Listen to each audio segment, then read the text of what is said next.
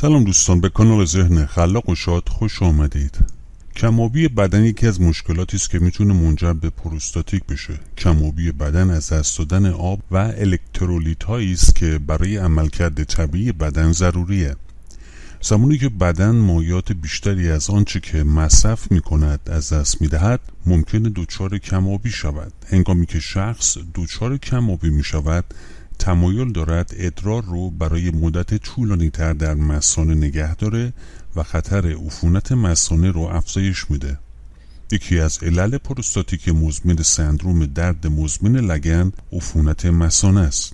اما بدن چگونه دچار کم‌آبی میشه؟ بدن مدام از طریق ادرار، مدفوع، عرق و تنفس آب از دست میدهد و هرچه وزن بیشتر باشد آب بیشتری از دست میدهد.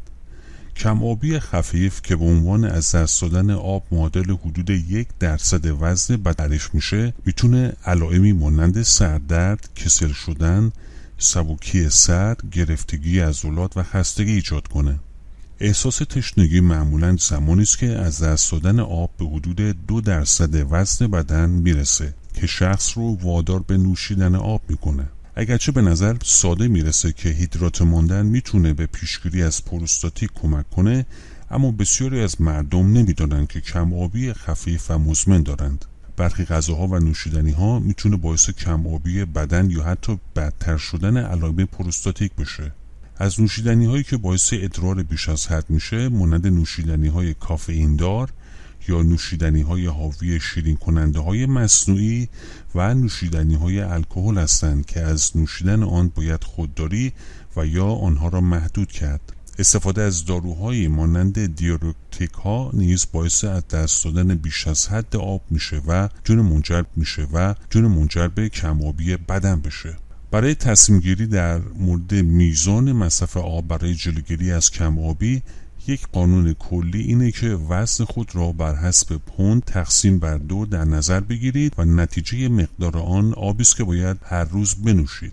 فرض کنید شما 180 پوند تقریباً 82 گرم می باشد که این بدان معناست که شما باید روزانه 90 اونس که معادل 2.5 لیتر آب می باشد بنوشید. اگر به شدت ورزش می کنید و اگر در هوای گرم یا خشک زندگی می کنید، باید بیشتر از حد معمول آب بنوشید. همچنین می توانید مقدار زیادی آب از رژیم غذایی خودتون هم دریافت کنید. اگر میوه ها و سبزیجات زیادی می خورید، ممکنه نیمی از آب مصرفی خود را از این غذاها به دست آورید.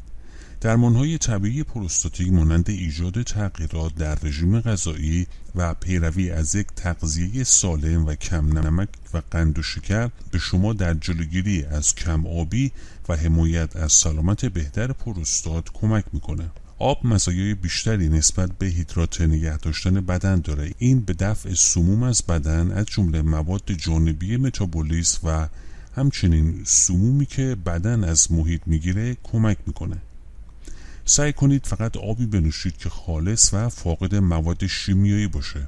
از ظروف بدون BPA استفاده کنید، زیرا بیسفنول بطری‌های پلاستیکی سمی هستند که این سموم میتونه از پلاستیک به آب وارد و باعث بیماری شود. همینطور رسورترول یک ماده مغذی گیاهی و آنتی اکسیدان قویه که عمدتاً در انگور و شراب قرمز وجود داره و مقادیر کمتری در انواع توت‌ها و پیاز هم یافت میشه. همچنین این مواد یک عنصری مهم برای سلامتی پروستات می باشه. اما نقش برای درمان سرطان پروستات با مطالعات علمی ثابت شده. تعدادی از مطالعات دلایل احتمالی رو بررسی کردن که چرا مردان ممکنه بخواهند رزوسترول بیشتری در زندگی خود مصرف کنند. به عنوان مثال، یک مطالعه اخیر که در دانشگاه میزوری انجام شد نشان داد که رزوسترول در مهار رشد رده‌های سلولی سرطان پروستات انسان که به موش‌ها تزریق شد مؤثر میباشه. محققان از 3 مؤسسه در ویرجینیا عوامل خاصی رو شناسایی کردند که اعتقاد بر اینه که مسئول توانایی رزوسترول در مهار رشد سلول‌های سرطانی پروستات و ترویج مرگ سلولی است. همونطور که در بالا ذکر شد، رزوسترول یک ماده گیاهیه، اما در عین حال در بدن انسان فعاله و باعث تغییرات متعددی در متابولیسم سلولی هم میشه. بسیاری از مطالعات بر روی تغییرات در چرخه سلولی و خودکشی سلولهای سرطانی متمرکز شدند. حتی سلولهای سرطانی پروستات با مهار رشد تومور به رسسترول واکنش نشان دادند. همینطور از میان انواع مختلف آجیل، بومیان امریکایی جنوبی منبع غنی از ماده معدنی سلنیوم هستند که برای سلامت پروستات مهمه. در واقع تنها 1 اونس از آجیل برزیلی میتونه 10 برابر RDA سلنیوم داشته باشه. تحقیقات نشان داد که مصرف سلنیوم با کاهش خطر ابتلا به سرطان پروستات مرتبطه. این آجیل همچنین منبع بسیار خوبی از روی می باشه، ماده معدنی دیگری که نقش مهمی در حفظ و سلامت پروستات داره. علاوه بر این، آجیل برزیلی حاوی تمام آمینو اسیدهای لازم برای واجد شرایط بودن به عنوان یک پروتئین کامله و همچنین این آجیل منبع خوبی از منیزیم و تیامینه. محتوای چربی اشباع شده آجیل برزیلی 24%، اما پیشنهاد میشه که مصرف خود را به چند اونس در هفته محدود کنید.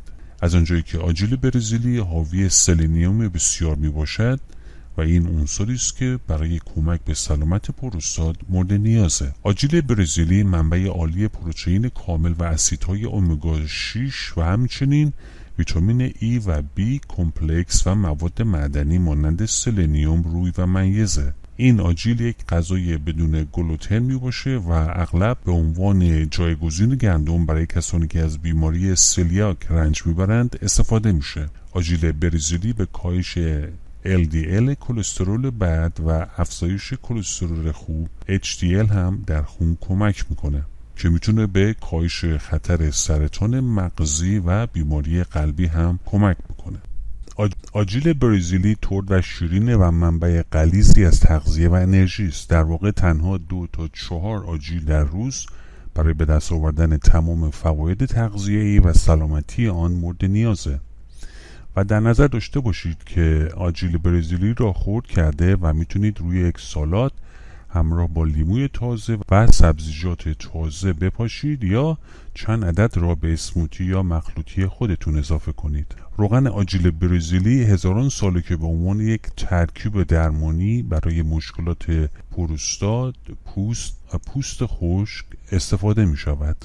دوستان، از شما تشکر میکنیم که تا پایان این ویدیو با ما بودید. لطفاً این ویدیو رو لایک کنید، اونو با دیگران به اشتراک بگذارید و همینطور از دیگر ویدیوهای کانال ما هم دیدن بکنید و خوشحال میشیم که نظریات و تجربیات خودتون رو در پایین این ویدیو برامون بنویسید. همینطور فراموش نکنید زنگوله رو فعال کنید تا اولین کسی باشید که ویدیوهای ما رو دریافت و تماشا میکنید. امیدواریم که همیشه شاد و سلامت باشید.